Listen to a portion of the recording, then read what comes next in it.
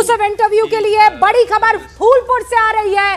जो 9 सीटें उपचुनाव जहां पर हो रहे हैं, अभी एक बड़ी खबर आ रही है कि वहां पर काउंटिंग रुक गई है क्योंकि बीजेपी और सपा और के बीच में जमकर बवाल हुआ है।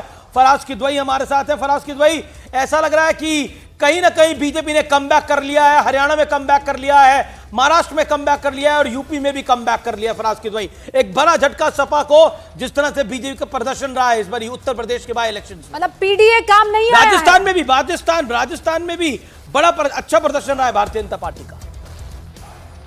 फराज किदवई, अमीर जी उत्तर प्रदेश से अगर शुरुआत करें तो भारतीय जनता पार्टी ने कहां से कमबैक कर लिया है। इनकी पहले भी 9 में से 4 सीटें थीं और अब हमारे पास जो थी वो 5 सीटें थीं। तो अब हमारे पास 9 में से 4 सीटें थीं, 3 पर हम अभी आगे चल रहे हैं।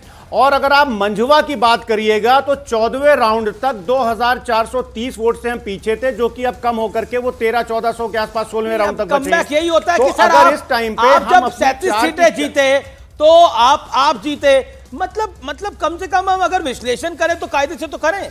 देखिए, ऐसा कहा था आपने फराज भाई कि 9 की 9 सीटें आप जीतेंगे, पीडीए आपका इन लोगों को चारों खाने चित कर लेगा।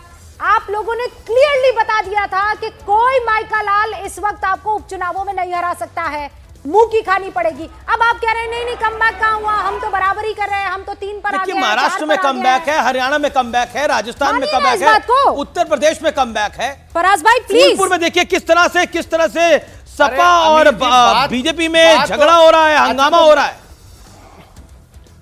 दोनों के एजेंट आपस में भिड़ गए हैं। अमीर जी बंगाल में भी क्या कमबैक है?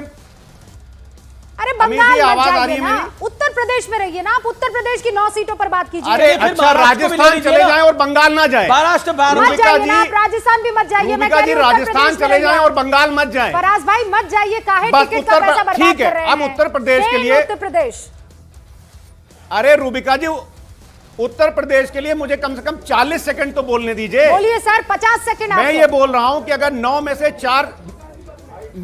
से 4 सीटें अगर हमारे पास थीं तो 3 पर अगर हम अभी आगे चल रहे हैं और मंझुआ में हमारी लीड कम हो रही है तो कम से कम हम 5 पर जाएंगे, पहली बात। और दूसरी बात यह है कि फानी बदायूं का जरा एक शेर सुन लीजिए कि मौजों की सियासत से मायूस ना हो फानी, गिरदाब की तरह हर साहिल, गिरदाब में हर की तह में साहिल नजर आता है। जी बिल्कुल, रुके रहिए, अभी थोड़ा सा इंतजार करिए। हम उत्तर प्रदेश में दिखाई दे रही है।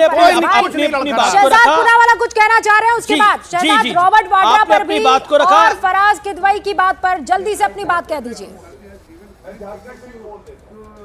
देखिए, सबसे पहले तो क्योंकि रॉबर्ट वाड्रा जी का मैंने रवैया देखा तो मैं थोड़ा हैरान हो गया कि आज कांग्रेस मातम मोड में है पर रॉबर्ट जी सेलिब्रेशन मोड में है।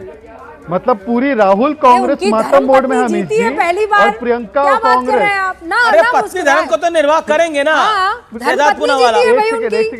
आपकी भी रिश्तेदार हैं। अमित जी मेरी बातों पे ध्यान दीजिए, रूबिका जी और अमित जी मेरी बातों पर ध्यान दीजिए। राहुल कांग्रेस मातम मोड में है, प्रियंका कांग्रेस बहुत ही सेलिब्रेशन मोड में है। मुझे लगता है न्यूज़ 18 इंडिया पर पहली बार पर्दे के सामने आ चुका है कि कैसे 2 फाड़ कांग्रेस में है।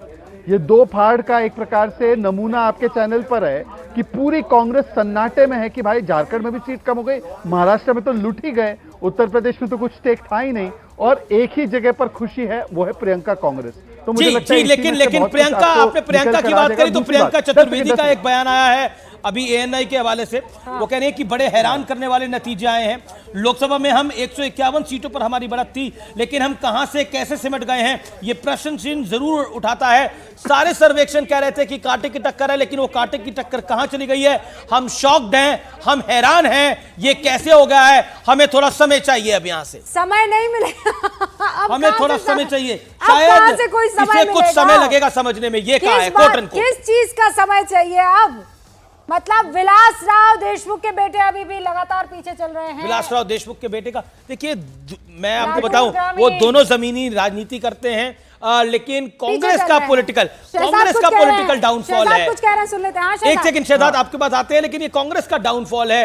अगर विलासराव देशमुख के दोनों बेटे पीछे चल रहे हैं, दोनों बेटे जो है वो जमीन की राजनीति करते हैं, लेकिन चुनाव में आप आज पीछे चल रहे हैं। इसके अलावा देखिए सारे स्टार नेताओं के बच्चे जो हैं वो पीछे चल रहे, वो एक तो हार ही रहे हैं, ऐसा लग रहा है। राज ठाकरे के बेटे वर्ली में स्ट्रगल कर रहे हैं। आदित्य ठाकरे फिलहाल 2500 से जरूर आगे बाबा हैं। सिद्दीकी के बेटे, कि वो ज़ीशान सिद्दीकी। उनकी वो तो हार रहे हैं, ऐसा लग रहा है नवाब हार मलिक जाएंगे। की बेटी सना मलिक, नवाब मलिक खुद हार मतलब रहे ये हैं। जितने भी बच्चे हैं जी, जिनको जी। हर चीज प्लेट में मिल गई है, अब जनता ने ये डिसाइड कर लिया है कि वो चूज करेंगे किनको वो पसंद करेंगे। ये पापा आकर बेटे को और बेटी को विरासत सौंप जाते हैं, अब ये नहीं चलेगा। जी, शहजाद लेकिन देखिए बहुत बड़ा सेटबैक है उद्धव ठाकरे गुट के लिए। जिस तरह से आदित्य ठाकरे स्ट्रगल कर रहे हैं, पूरी पार्टी स्ट्रगल कर रही है, बहुत बड़ा सेटबैक। बड़ी खबर, फूलपुर में फिर से काउंटिंग शुरू हो चुकी है। न्यूज 18 इंडिया के तमाम दर्शकों को बता दें, फूलपुर में काउंटिंग रुक गई थी क्योंकि भारतीय जनता पार्टी और जो वहां पर समाजवादी पार्टी के कार्यकर्ता आपस में भिड़ गए थे, बवाल हो गया था।